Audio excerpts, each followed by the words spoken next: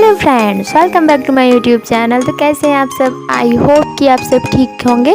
तो मैं आज मेरा हेयर ऑयलिंग रूटीन आपके साथ शेयर करना चाहती हूँ कि आप हेयर ऑयलिंग करते वक्त क्या क्या मिस्टेक करते हो। आपका हेयर ऑयलिंग के बाद इतना ज़्यादा हेयर फॉल क्यों होता है, आप हेयर ऑयलिंग करने के बाद कितनी देर ऑयल को रहने देते हो, सप्ताह में कितनी बार हेयर ऑयलिंग करनी है, हेयर ऑयलिंग करने के बाद कितनी देर ऑयल को रखना है, फिर शैम्पू करना है, ये मैं सारे आपके साथ शेयर करना चाहती हूँ। हेयर ऑयलिंग करने के बाद आप कॉम्ब कर सकते हैं कि नहीं। तो चलिए हेयर ऑयलिंग करना स्टार्ट करते हैं। सबसे पहले अपने हेयर को अच्छे से कॉम्ब करना है। आपके पास यदि वुडन का कंघी है तो आप वुडन का कंघी से अपने हेयर को कॉम्ब कर सकते हैं। नहीं है तो आप ज़्यादा गैप है जिस कंघी में, उस कंघी से ही अपने हेयर को कॉम्ब करें।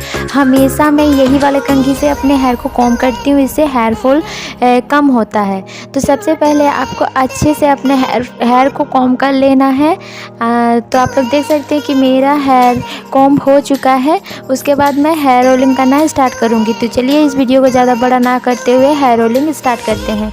मैं हमेशा कोकोनट ऑयल से ही अपना हेयर को हेयर ऑयलिंग करती हूँ। मैं सप्ताह में दो दिन तो हेयर ऑयलिंग करती ही हूँ, क्योंकि हेयर ऑयलिंग बहुत ज़रूरी है हमारे बालों के लिए। आपको सबसे पहले एक कटोरी में ऑयल को निकाल लेना है। मैं इसमें और कोई भी चीज़ें ऐड नहीं करूँगी और आपको इसका रिज़ल्ट बहुत अच्छा देखने को मिलेगा। आपके पहली बार में ही आपका हेयर फॉल कम होने लगेगा। तो मैं इसे गर्म कर लेती हूँ। डायरेक्ट गैस में गर्म करने से अच्छा आप गर्म पानी कर लें, उसके ऊपर ऑयल को रखें, हल्का गर्म हो जाता है। तो आप जब ऑयल को अपने स्कैल्प पे लगाएं तो आप रुई का भी इस्तेमाल कर सकते हैं, नहीं तो आप फिंगर्स की हेल्प से लगा सकते हैं। यदि आपके पास कोई है तो आप रुई से ही लगाएं, क्योंकि रुई से लगाने से पूरे स्कैल्प और हेयर लेंथ पर साथ में ही ऑयल अप्लाई हो जाता है। तो यदि आप फिंगर की हेल्प से लगाते हैं तो सबसे पहले अपने स्कैल्प पे अच्छे से ऑयल को लगाएं। ऑयल को आपको सप्ताह में 2 दिन तो लगानी ही है। ऑयल को लगाने के बाद आपको रात भर के लिए छोड़ देना है, या फिर आप 2 घंटा के लिए लगा सकते हैं। ऑयल लगाने के बाद आप 2 से 3 दिन के लिए ऑयल को ना छोड़ें। यदि आप 2 से 3 दिन के लिए ऑयल को छोड़ते हैं तो आपके स्कैल्प पे गंदगी बैठ जाती है और आपका हेयर फॉल और ज़्यादा बढ़ सकता है। हेयर ऑयलिंग हमेशा साफ बालों में करनी चाहिए। यदि आपके शैम्पू किए हुए 2 से 3 दिन हो गए हैं और आप हेयर ऑयलिंग करना चाहते हैं तो ठीक है, लेकिन यदि आपके शैम्पू किए हुए 4 से 5 दिन हो गए और आप यदि हेयर ऑयलिंग करते हैं तो इससे और ज़्यादा आपके बालों को नुकसान ही पहुंचेगा, क्योंकि आपके स्कैल्प पर गंदगी बैठ जाती है और वही गंदगी आपके स्कैल्प के अंदर चल जाती है ऑयल के द्वारा और आपका हेयर फॉल बढ़ सकता है। इसलिए आप हमेशा साफ बालों में ही हेयर ऑयलिंग करें। बहुत कोई स्कैल्प पर ही ऑयल को लगाते हैं, अपने हेयर लेंथ पर नहीं लगाते हैं। तो हेयर लेंथ पर भी आपको ऑयल को लगाना है, क्योंकि यदि आप हेयर लेंथ पर ऑयल को लगाते हैं तो आपके हेयर बहुत ही सिल्की शाइनी नज़र आते हैं, और यदि आप हेयर लेंथ पर नहीं लगाते हैं तो आपका हेयर ड्राई होने लगते हैं। तो आपका हेयर लेंथ पर भी ऑयल को लगाना है और बहुत ज़्यादा ऑयल का इस्तेमाल नहीं करना है। यदि आप बहुत ज़्यादा ऑयल का इस्तेमाल करते हैं तो बहुत ज़्यादा शैम्पू मांगता है, और यदि आप बहुत ज़्यादा शैम्पू लगाते हैं तो आपका हेयर ड्राई होने लगता है।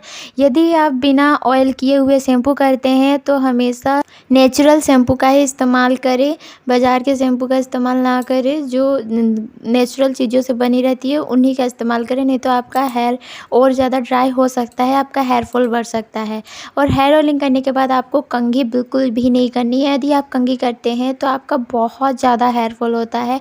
हेयर ऑयलिंग करने के बाद आपको अपने स्कैल्प को मसाज करना है, 5 मिनट का मसाज करना है। इससे आपका ब्लड सर्कुलेशन बढ़ता है और आपका हेयर लेंथ को बढ़ने में मदद करता है, आपका हेयर फॉल को रोकने में मदद करता है। तो 5 मिनट का ही मसाज करें।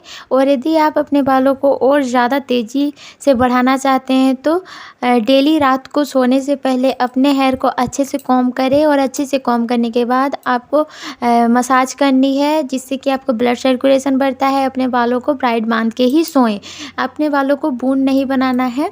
और सबसे ज़रूरी बात, आपको हेयर ऑयलिंग करने के बाद अपने बालों को क्लेचर से या फिर बूंद बनाकर या फिर टाइट रबर बैंड से नहीं बांधना है।